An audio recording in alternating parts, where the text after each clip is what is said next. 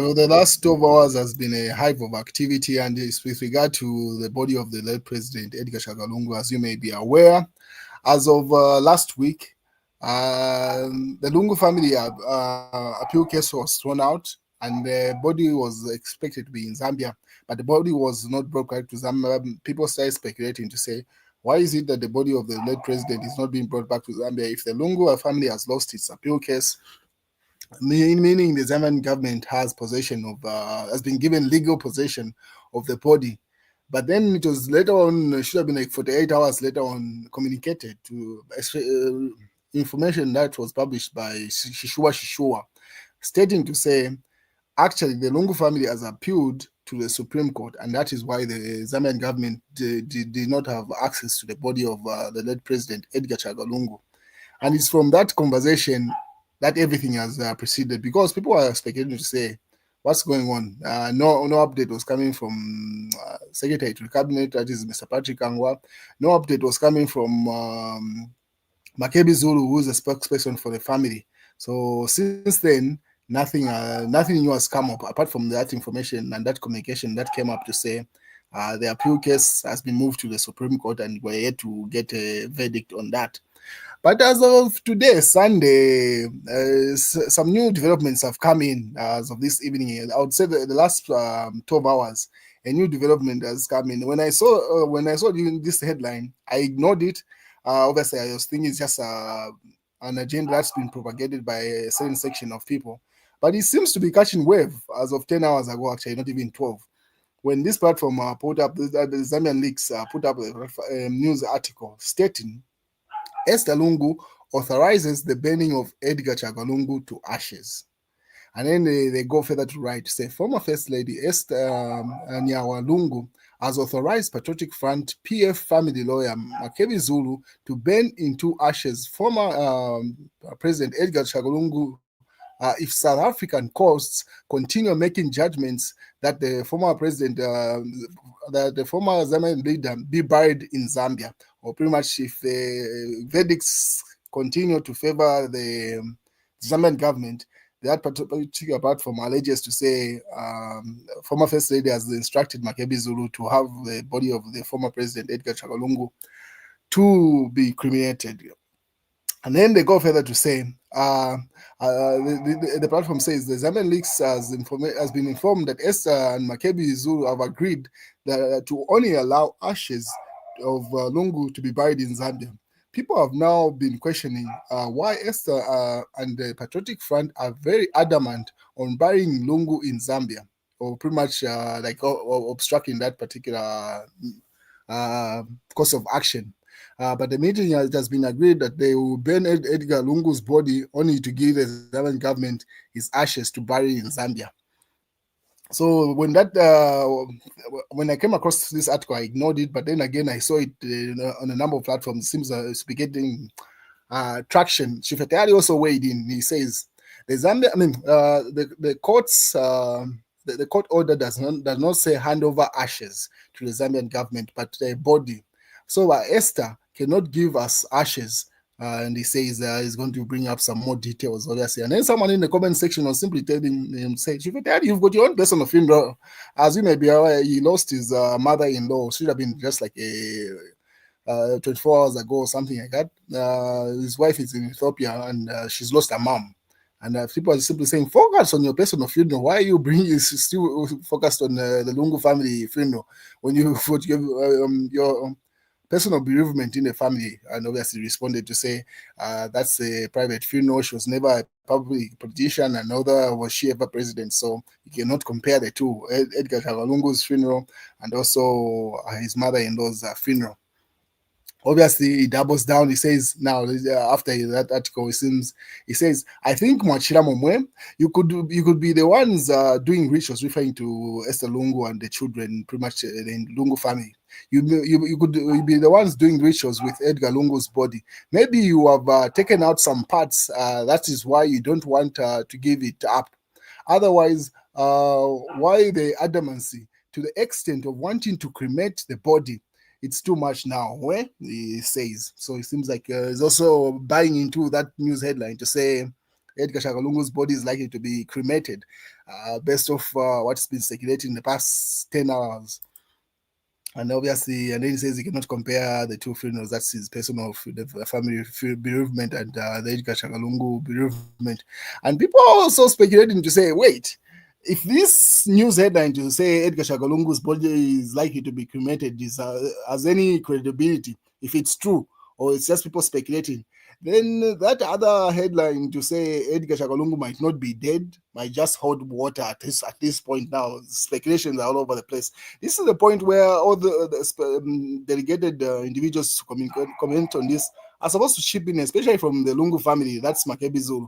In as much as you might want to disregard this news to say, no, it's just people that are circulating news online randomly, as a family, they're supposed to come and speak to say is that their decision for them to have the body cremated? If not, simply state that's has no credibility. But otherwise, the silence that they've been doing will not save them any. It will not be of any help at this point. An update is needed, an official update at this point. Obviously, the news headline now is even in Malawi. A Malawian platform carried it, obviously, there. And then, on the other hand, JJ Banda's English can make you believe Edgar Chagalungu is alive. Kaya manje.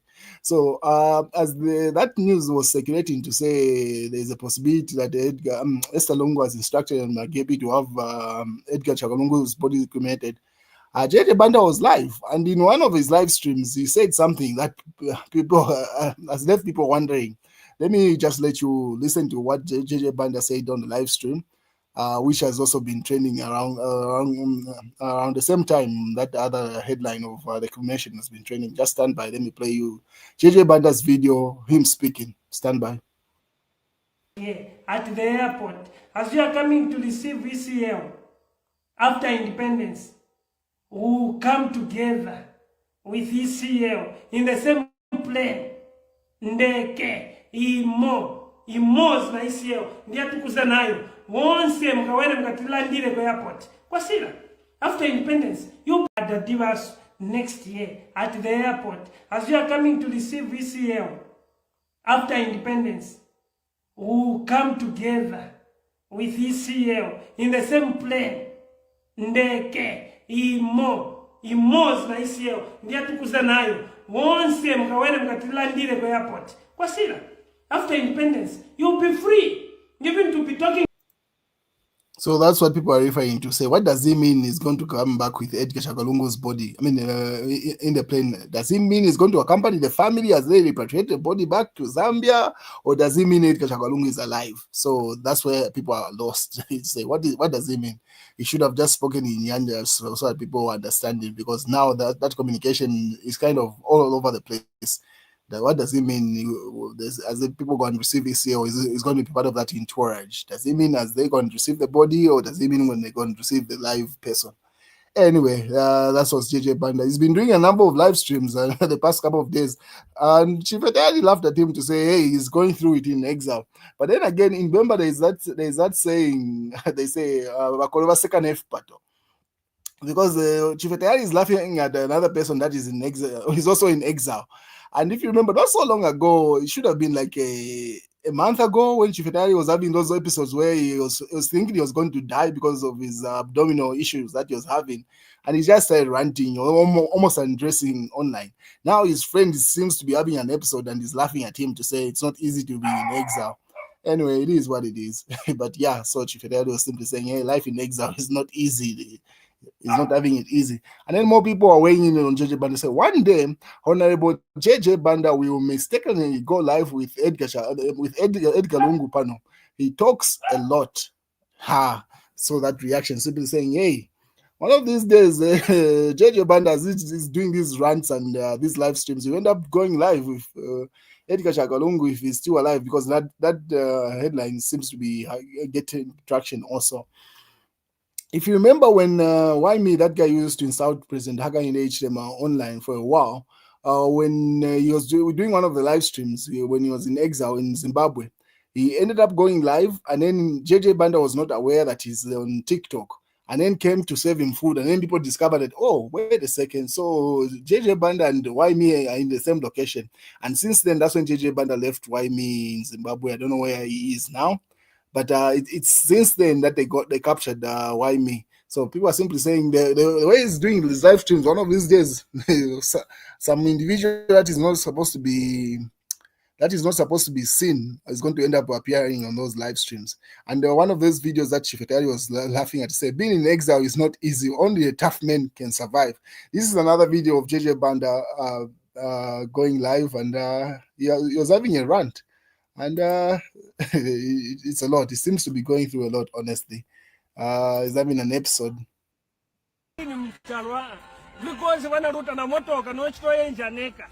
Osati chindi katunufuna di driver siku twasalapo mutima utose maziba kuti gasa indepaninga vutikeli ni mchalwa because wana ruta na motoka no chitoye njaneka osati chindi katunufuna di driver siku twasalapo mutima utose. So it's those rants. JJ Banda seems to be having an episode, just like Chifetari had. But anyway, Chifetari was laughing at him because of that. On the other hand, Patriotic Fund will participate in the 2026 elections, and we will collaborate with those of like mind to defeat President Hakainde Hichilema, Raphael Nakachinda says. So he says PF will participate. And on the other hand, UPND warns his members of the party.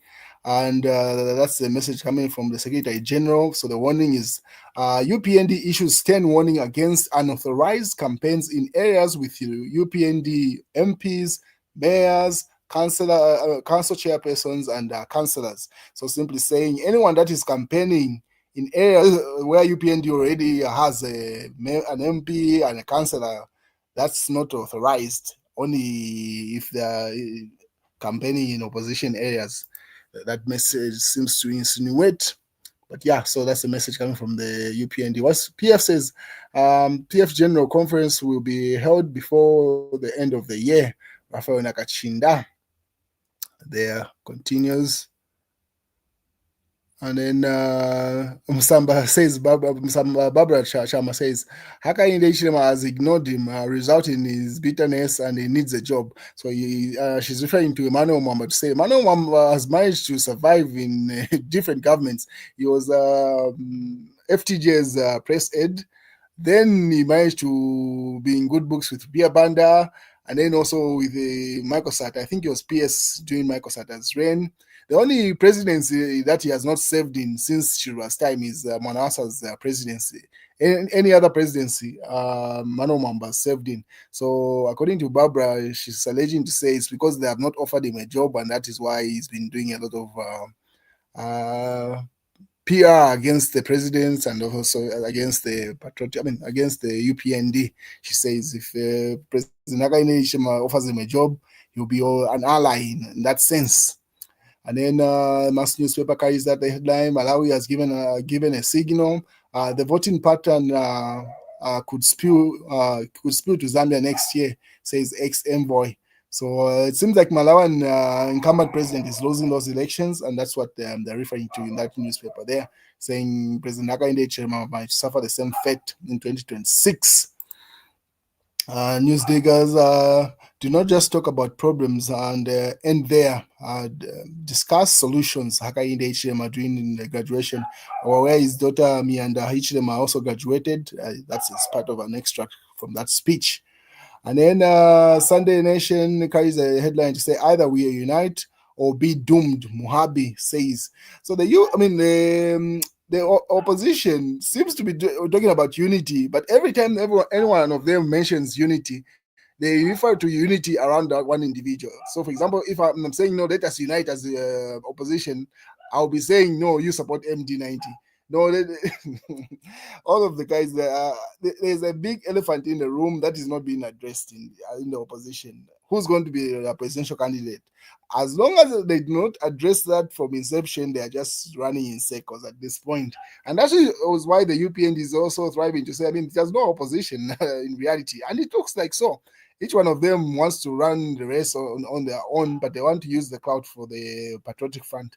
and which serves of no use for them. Anyway, they continue to advocate unity, obviously. Let's wait and see how that plays out. And that's the news, ladies and gentlemen.